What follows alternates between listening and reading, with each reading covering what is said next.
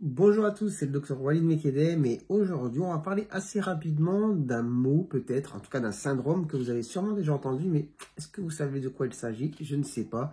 C'est pour ça qu'on est là, c'est le syndrome de la queue de cheval. Alors forcément, moi en tant que médecin, quand j'entends ça, je dis ah ok, moi je sais de quoi on parle. Mais c'est vrai que quand on parle de queue de cheval pour des êtres humains, ça peut paraître flou. Alors de quoi il s'agit? Alors, vous m'excusez si je ne mets pas de schéma, de toute manière vous allez voir c'est assez simple à comprendre. Mais au niveau de la colonne vertébrale, vous savez qu'on a la moelle épinière, mais il faut savoir qu'elle ne descend pas jusqu'en bas. Elle s'arrête à un certain niveau, au niveau de L2 normalement, donc la deuxième lombaire, sachant qu'on en a 5. Donc vous imaginez bien qu'ensuite, après dans le fourreau, il y a un vide entre guillemets, parce que c'est pas si vide que ça. En fait, dans le fourreau, même si la moelle s'arrête, on va avoir les racines nerveuses qui vont dans les jambes, bien sûr, il faut bien énerver les jambes, il faut bien pouvoir bouger les jambes, les orteils, etc., qui vont continuer à descendre dans le fourreau. Et en fait, tous ces filaments qui descendent, qui partent de la moelle, moelle, dites-moi un petit peu comment vous le prononcez. Enfin bref, vont former ce qu'on appelle une queue de cheval. Hein. Vous voyez à quoi ça ressemble une queue de cheval, ce genre de... Je pense que vous visualisez tous ces filaments qui tombent. En fait, ça ressemble à ça au niveau justement de la fin de la colonne vertébrale. Et donc, le syndrome de la queue de cheval, de quoi il s'agit? C'est assez simple. C'est quand on va avoir une compression à ce niveau. Une compression urgente, enfin une compression grave qui entraîne une urgence. Pourquoi? Je vais vous l'expliquer. C'est une association de symptômes qui peuvent être justement dangereux si en tout cas ils ne sont pas pris en charge à temps. Alors l'idée c'est pas d'être hypocondriaque après la suite de cette vidéo, mais c'est de savoir identifier les critères d'urgence.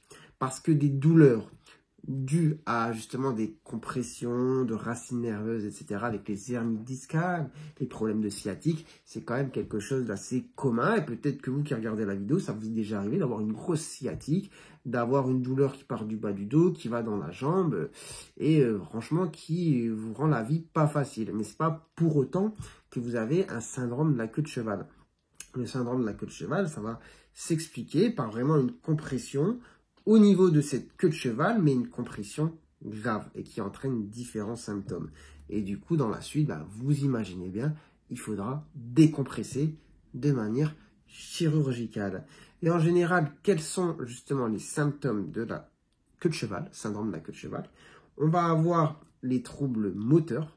Donc, on peut avoir des déficits moteurs, donc des paralysies, une difficulté à exercer certains mouvements. Enfin, c'est même pas une difficulté, en fait, c'est une incapacité à effectuer certains mouvements, à poser le pied, à marcher, à être sur la pointe des pieds ou sur le talon, ou juste à plier la jambe. Enfin bref, tout ça, c'est des choses qui sont testées justement par le médecin. Vous venez avec votre problématique, votre en général grosse douleur de dos, sensation bizarre dans les jambes, douleur, sensation étrange. Eh bien, en général, par exemple, si on est aux urgences, mais même si on est ailleurs, le médecin va faire des testings.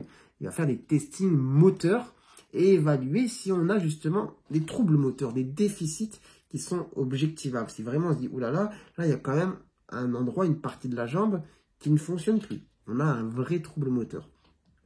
Ensuite, on va avoir aussi les troubles sensitifs qui peuvent s'associer avec des zones aussi où vous ne sentez pas. D'accord? On va faire des testings sensitifs, on va piquer, toucher, pincer.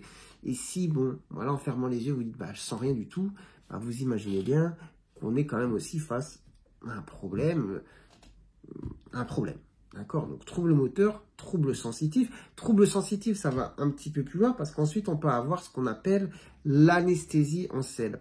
C'est quoi l'anesthésie en selle? C'est en fait une anesthésie au niveau vraiment de l'anus, du trou du derrière. Donc là, vous sentez plus quand vous déféquez, quand vous allez aux toilettes. Et si on vous met quelque chose justement dans le derrière, il n'y a pas de honte à en parler, hein, on parle de médecine. Si on vous fait un toucher rectal, par exemple, eh bien, vous ne sentez pas grand-chose. Et pareil pour le tonus, à ce niveau-là, au tonus sphinctérien. Donc, si on vous dit de serrer, vous êtes en incapacité de serrer à ce niveau-là. Donc, à ça, on embraye sur la suite des symptômes. Donc, j'ai dit trouble moteur, trouble sensitif, mais aussi on peut avoir trouble sphinctérien. Donc, avec incontinence, qu'elle soit urinaire ou anale. D'accord? Donc, ça fait quand même, vous l'imaginez, pas mal de symptômes. Donc, troubles moteurs, troubles sensitifs, abolition de certains réflexes, anesthésie en selle, troubles sphinctériens, le tout aussi associé en général à une grosse douleur, pas forcément tout le temps, mais en tout cas, ça peut être associé au niveau justement du dos, ou du dos, ouais, tout simplement. Et voilà, donc là, cliniquement, on se dit, il y a des chances. Il y a des chances pour qu'il y ait un syndrome de la queue de cheval. Il faut quand même l'objectiver assez rapidement. On est devant une urgence. En tout cas, si vous êtes en urgence, là, on va demander, en gros, une IRM dans l'idéal, du rachis lombaire, pour voir justement s'il y a compression au niveau de la queue de cheval et par quoi. Est-ce que c'est lié justement à une grosse hernie discale ou est-ce que ça peut être quelque chose d'autre? Donc, ça peut être des tumeurs à ce niveau-là. Pas forcément cancéreuses, hein, ça peut être, je ne vais pas entrer dans le détail parce que là, ça devient vraiment compliqué, mais on peut avoir des tumeurs qui sont dépend justement de l'architecture, je pense, de l'anatomie de ce niveau-là.